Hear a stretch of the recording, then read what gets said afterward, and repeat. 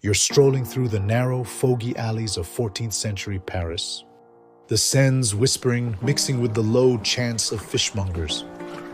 Suddenly a gust hits you, like ammonia and rotting meat fused into a living fog. You cover your nose. That's the tanner's mark, the outcast artisans.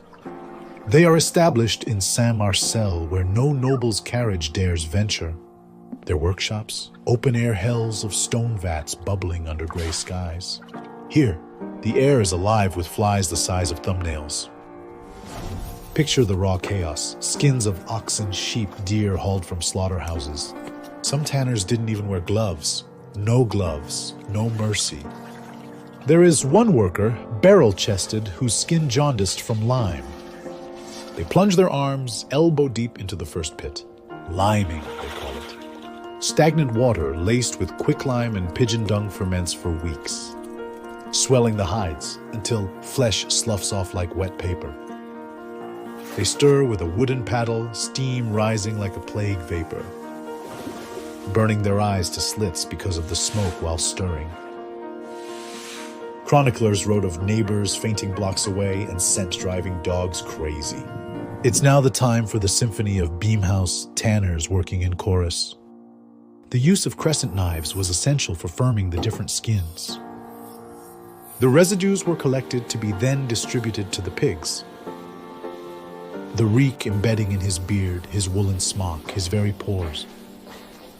Yet this filth births luxury, supple leather for knights' boots.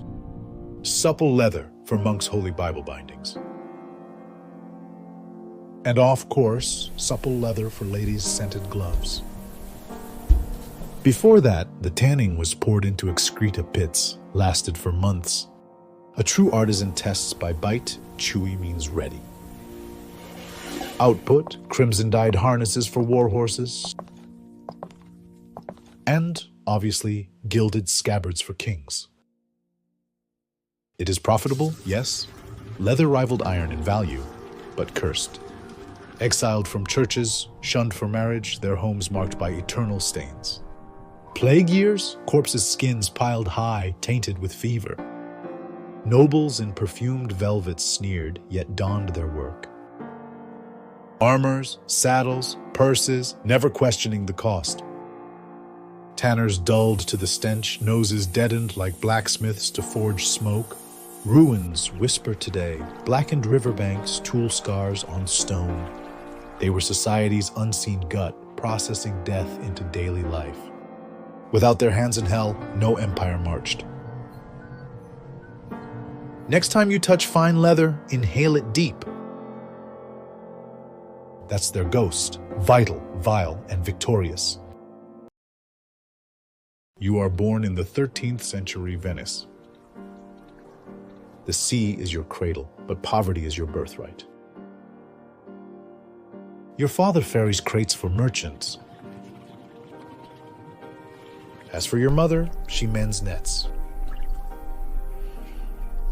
The grand palaces lining the canals, they might as well be in another universe. Every day, you watch gondolas glide past carrying merchandises. But one day, someone whispers about Murano, an island where sand turns to treasure, where fire itself definitely bends to human will. Your father calls it madness. He says that this is for guildsmen only. But you've already decided you'd rather risk burning than fade unseen. At the age of 12, you step onto a boat to Murano. The island greets you with the roar of the furnaces, a sound you'll love and fear. Your master, old, stooped, eyes like chipped obsidian, stares at you. "Fetch wood," he says. "That's it. No welcome. Just endless wood." The apprentices mock you. They call you boat rat all day long. The old man forbids you to practice, so you study what you can. Then one night, while your master snores, you dare to touch the iron rod. You dip it into the furnace, turn it slowly and watch a bubble form, perfect, alive. For the first time in your miserable life, you hold beauty in your hands. Days turn into years. You learn the rhythm of molten glass. Each day, you master one tiny secret. You are on the right path.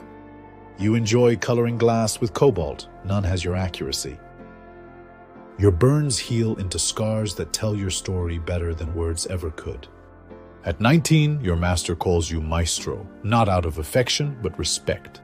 You are the main subject of the annual Elders' Council of Murano. But success in Venice is not so great. They forbid glassmakers from leaving Murano. They fear you'll steal their secrets. Anyone who tries to flee, hunted down. You thought you'd escaped poverty. Instead, you've traded freedom for fire. You created a diversion with an explosion to distract the guards watching the docks. You slip away by boat, heading east toward a new chapter of your life. The sea is black as obsidian and the furnaces of Murano burn like stars.